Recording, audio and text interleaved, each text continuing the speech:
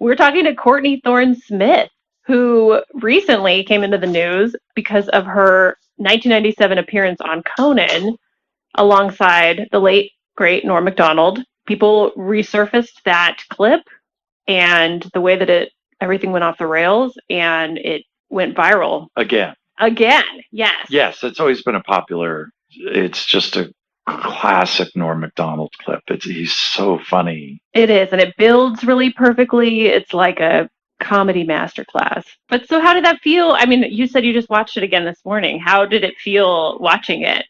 It was so much fun to watch it. I remembered it as being great fun. And I remembered, normally after a talk show appearance, it's kind of like, was it okay? I don't know. It was fine. You know what I mean? But I remember just having so much fun because I'd just been out there laughing. Right. And then people would say, was that okay for you? Was that okay? And I thought, to me, watching it, I thought I just looked like someone who was having a wonderful time. He was making me laugh so hard. Conan was perfect. Lovely. Yeah. Well, I authentically was having a great time. I mean, so I thought, so interesting that people say, and Conan, of course, is like, are you okay? Are you okay? I was like, did you not see me? I was laughing so hard. I was crying. I couldn't even breathe. I just thought and I watched it afterwards. And also I've seen him over the years. I'll run into him and they'll check him because maybe a show had just been on. But I watched it and I thought, I was there with Andy and Norm and Conan. And I thought, what a heavenly place to sit. Like, if someone said you get to have dinner with those three guys, you'd say, are you kidding? And you would expect to just sit there and laugh. You wouldn't expect to have deep conversations. You wouldn't expect to get a word in edgewise, but it would be delightful to just sit and laugh. And that's how it felt for me. And that's exactly what happened. Exactly well, I think that's what people are responding to is you weren't able to get a word in. It was just, Norm was a steamroller and he was, The second there was a pause, I think after a while, both it seemed like you and Conan were kind of like, he's coming back in 3.2 seconds and go. And he just kept interrupting. Had you met him prior to that taping that night? I don't think so. Right. I almost think, in a way, it was like, I almost felt like he was trying to flirt with you on camera is that a crazy thought? Just that he was, I think he was trying to impress you. It was his mating ritual. Well, I hadn't remembered until I watched it again. They said in the beginning they had a crush on me from the Tom Snyder show, which is also hilarious. So it started off on this lovely note. I mean, it's not going to get much better than that. He suckered you in with that, and then it was like... I don't mind being teased. That's how my family communicates. Right. That's how my a group of girlfriends I've been friends with for 30 years. To me, like a generous, loving tease. Now, if he was saying something mean about me, it would have felt differently, but he wasn't. No, not at all. It was just funny and light. Well, you were a guest on Late Night 6 times.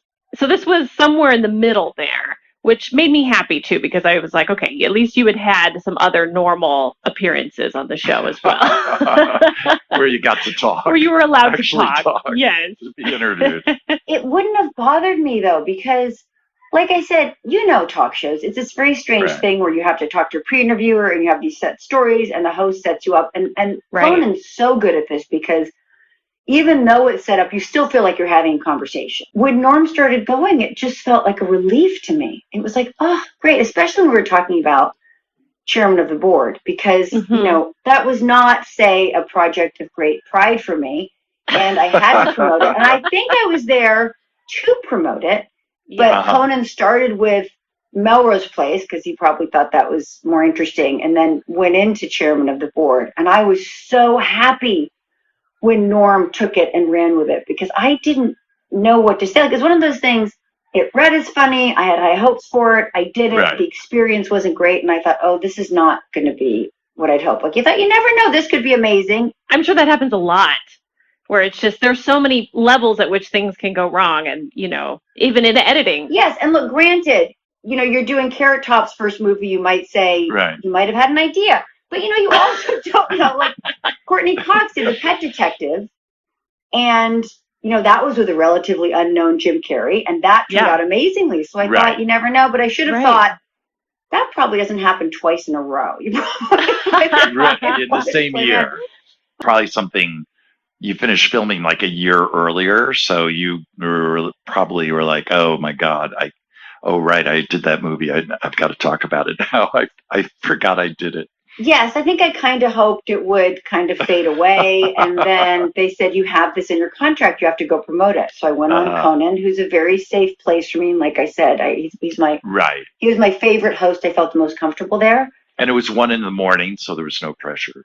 It was 1 a.m. Well, the whole show felt, you know him. He's so lovely as a person, and he's so irreverent. And I thought, well, I can just go in here and have a nice time at least, and then I'll be done. I'll do my duty.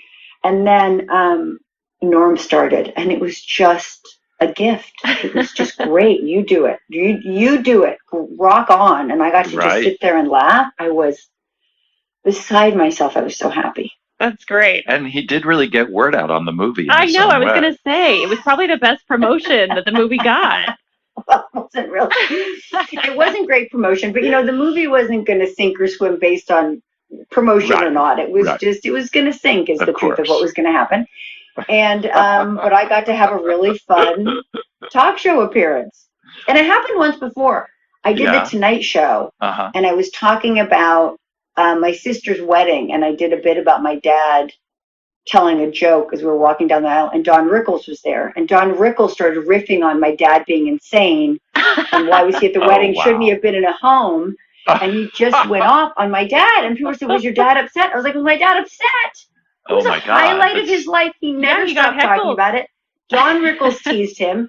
He was beside himself. So we both got to be teased by comedians we really admire. That's great. So were you already a fan of Norm's, or were you aware of Norm at all? I was a fan. I'm a comedy nerd. I always have been. So I was a big fan going in. So it was fun to just be there and sit next to him. And thrilled to have him take over my interview. Get the Norm treatment. Yeah. That was the tail end of him hosting Weekend Update, because I think he left the show SNL later that year. So it timed out nicely. And he was riding that wave of, being the Weekend Update host, which was where he was brilliant, obviously. Great. So a lot of times I think he'd be like a last minute booking sometimes, because he'd be in the building, and it's just like that. Conan was mentioning this, that, if someone dropped out or something, you can get Norm down, which is like usually a step up sometimes, wow, you have Norm coming in. And a lot of times Conan had no idea what he was going to say or do, which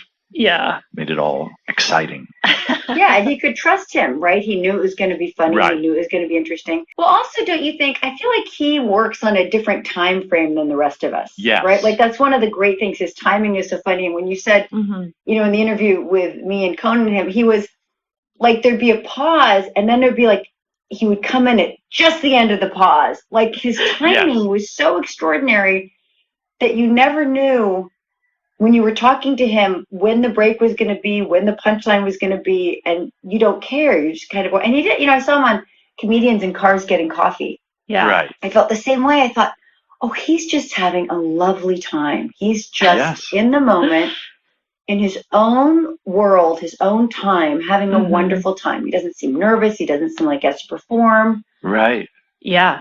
That's a really good point. He'd take over and change the timing of whatever was going on, and kind of turn it in, you're right, to Norm time. Yes. And you were literally kind of had to just be in his thrall and go along for the ride. And he would always just, stick the landing. It was always great. Because he was so interesting. Like, it wasn't, I didn't feel like I was fighting for stage time. It was like he was talking and everything stopped, and we all just stopped and looked at him until he was done, because it was the most interesting thing in the room. Yeah. Right? Luckily I didn't think, he's taking my time, I need to compete. Didn't even occur to me. I just thought, oh my God, Norm Macdonald is talking. Right. This is amazing. And I don't remember any other example on late night where he would just kind of take over like that during someone else's interview. It was just... Yeah, I wonder if he felt bad after that. I don't think so. I think but like as I was saying, when they saw the shot, it had all of us in it. Andy, Norm, me, and Conan. So it was like we're all there together, almost like we were a panel, and we were all there together. Well, and you can really see that Conan doesn't know what's coming. I mean, and I know Conan loves that too, when things get derailed, and he's like, all right, we're throwing the note cards out, and now we're just following this new thread. But yeah, you can really see it, the joy that he's like what's about to come out, and how am I going to react to that? Well, and I think the reason that chairman of the board final joke is so memorable is because Conan teased it up. Like, Yeah. you know, he goes, what's the name of the movie? And you're like, chairman of the board. And then he just turns to her and goes, do something with that, you freak. Like, what's the movie going to be called? Really? I know what it's going to be called. Yeah, what's that? If it's got Carrot Top in it, you know what a good name for it would be? What's that, Norm? Box Office Poison. She's in it. What about my career? Courtney Thorne Smith, the girl sitting to your left, is in the movie. I'm going to go see it for Courtney. There's this movie coming out. Yes. Title undetermined at this point. Chairman of the board. Oh, all right. Do something with that, you freak. I bet the board is spelled B-O-R-E-D.